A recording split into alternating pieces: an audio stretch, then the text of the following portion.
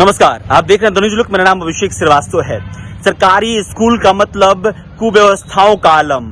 बच्चों के लिए शिक्षा नहीं, सिर्फ एक कोटा, एक ढकोसला। अब एक नई शुरुआत की जा रही है जिसमें ये कहा जा रहा है कि अब एक भवन में अगर दो स्कूल चलाए जा रहे हैं तो दोनों को मर्ज कर दिया जाएगा। यानी कि अगर एक भवन में एक शिफ्ट यानी कि सुबह के शिफ्ट में एक स्कूल चल रहा है और दूसरे शिफ्ट में एक स्कूल चल रहा है तो दोनों को मर्ज करके एक वक्त पे चलाया जाएगा, ताकि दो प्रधानाध्यापक की जगह एक प्रधानाध्यापक हो और जहां दो शिफ्ट में टीचर आ रहे हैं वहां एक शिफ्ट में टीचर आए, ताकि शिक्षकों की जो कमी है उसको पूरी की जा सके।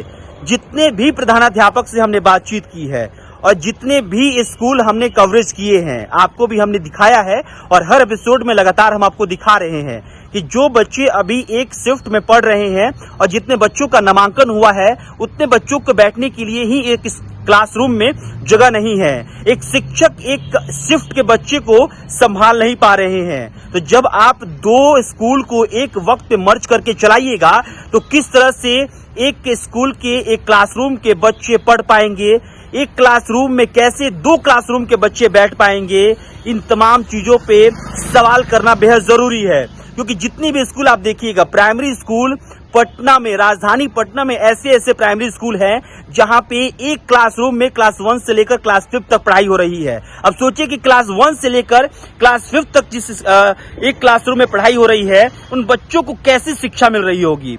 जो कहा जाता है कि अगर किसी भी चीज का अगर रूट बेहतर हो तो वो फिर आगे जाके बेहतर चीजें करता है।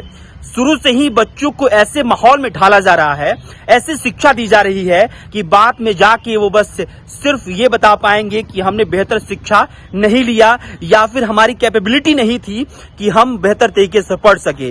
क्लास 1 से लेकर 5th तक अगर एक क्लासरूम में बच्चे पढ़ रहे हैं तो ये किसकी जिम्मेदारी है कि अलग अलग क्लासरूम की व्यवस्था की जाए। और उस राज्य की सरकार, उस शिक्षा विभाग का ये निर्णय है कि अब एक भवन में अगर दो स्कूल चल रहे हैं तो दोनों स्कूल को मर्ज करके एक वक्त पे कर दिया जाएगा। जितने भी प्रधानाध्यापक से हमने बातचीत की है उनका मानना यही है कि ये गलत फैसला है, ये गलत नीति है। क्योंकि अगर एक शिफ्ट के ही बच्चों को एक बार में बैठने के लिए जगह नहीं मिल पा रहा है, एक शिफ्ट के बच्चे को ही एक क्लासरूम में एक टीचर नहीं संभाल पा रहे हैं क्योंकि नंबर ऑफ स्टूडेंट्स ज्यादा है, तो अगर दो शिफ्ट के बच्चों को अगर मिला दिया जाएगा तो कैसे उन बच्चों को पढ़ा पाएंगे। या फिर सरकार सिर्फ इस कोटा को पूरा करना चाह रही है कि सरकारी स्कूल है, क्योंकि पहले से यही होता चला रहा है। जितने भी सरकारी स्कूलों का दृश्य मैंने दिखाया वहां पे सिर्फ सरकारी स्कूल के नाम पर कोटा पूरा किया जा रहा है।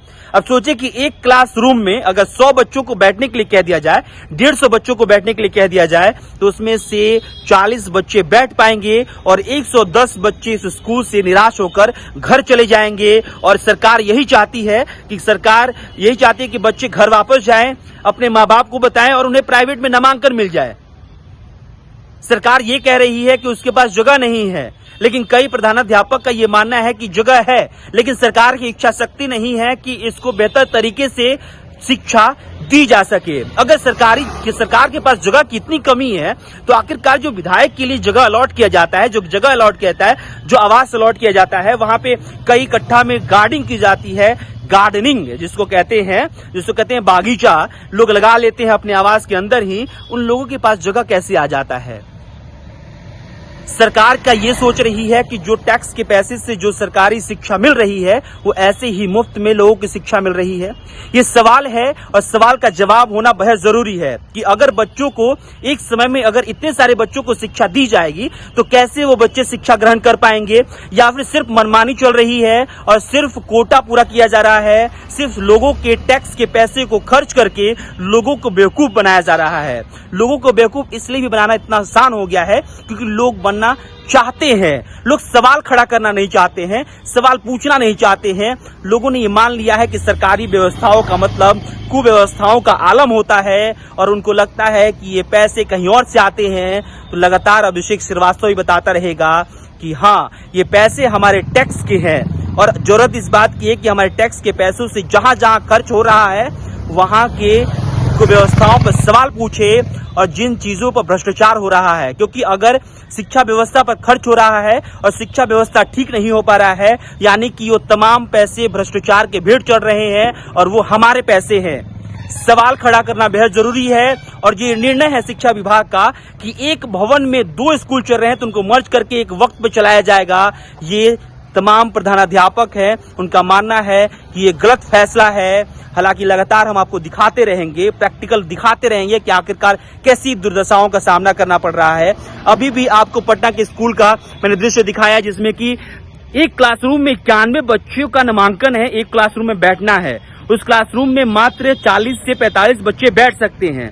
अगर उससे ज्यादा बच्चे आएंगे तो नहीं बैठ सकते हैं। तो सोचिए कि अगर वैसे स्कूलों में अगर 2 स्कूल को मर्ज कर दिया जाए तो क्या होगा, कैसे बच्चे शिक्षा ग्रहण करेंगे, कैसे शिक्षक उसको मेंटेन करेंगे। अगर किसी भी सरकारी आवास अगर जो मंत्रियों के रहने की हो, विधायक के रहने की हो, अधिकारियों के रहने की हो, वहां पे जनरेटर आज भी मौजूद होगा, क्योंकि अगर 10 मिनट के लिए भी लाइट कटेगी तो वहां पे बिजली आना चाहिए। लेकिन कई स्कूल ऐसे हैं, तमाम स्कूल ऐसे हैं जहां पे अगर बिजली कट जाती है तो अंधेरे में बच्चे नहीं पढ़ते हैं और उनको अपना वक्त जाया करना पड़ता है। सवाल ये भी है कि जो लगातार ये सवाल खड़ा होता रहा है कि नेताओं की कमी है, नेता की कमी है, लेकिन जो अधिकारी हैं जो पढ़ लिख कर एक ओहदे पे पहुंचते हैं और वो एक लंबे समय के लिए डिपोट होते हैं, यानी कि उनका अपॉइंटमेंट होता है, उनकी बहाली होती है, वो इस तरह से अगर करते हैं, अगर वो एक डिस्ट्रिक्ट एजुकेशन ऑफिसर एक जिले की शिक्षा व्यवस्था को नहीं ठीक कर पाते हैं, नहीं बेंच मुहैया करा पाते हैं, तो सबसे बड़ा सवाल है कि क्या ये पढ़ लिख के जो अधिकारी बन रहे हैं ये सिर्फ नाम के लिए, समाज में दिखाने के लिए कि हम फलाने अधिकारी हैं। जब अधिकारी बन गए उससे पहले कि हमें समाज की सेवा करनी है, फलाना करना है, ढिमका करना है, जैसे ही सरकारी तंत्र में आ गए वैसे ही नेताओं के पीछे लग गए कि जो नेता कहते हैं वही करना है। लेकिन अधिकारियों को इसलिए भी देखा जाता है कि सरकार से बिल्कुल स्वतंत्र होते हैं, वो काम करने के लिए, वो बोलने के लिए, अपने विचारों को रखने के लिए और जो भी व्यवस्थाएं हैं उनको ठीक करने के लिए वो बिल्कुल स्वतंत्र हैं। लेकिन जब अधिकारी ही नेताओं की तरह करने लगे तो फिर व्यवस्थाओं को कैसे ठीक किया जाएगा। जब कोई भी अधिकारी बन के आता है तो बहुत सारी उम्मीदें होती हैं कि एक पढ़ा लिखा इंसान हमारे समाज में आया है और एक अधिकारी है, और फिर उस अधिकारी का जो रवैया होता है वो एक वैसे ही अनपढ़ इंसान की तरह होता है कि कोई जो कहेगा वही करेंगे। फिर बहुत ही मुश्किल हो जाता है कि कैसे किसी भी सूबे का, किसी भी जिले का विकास हो पाएगा।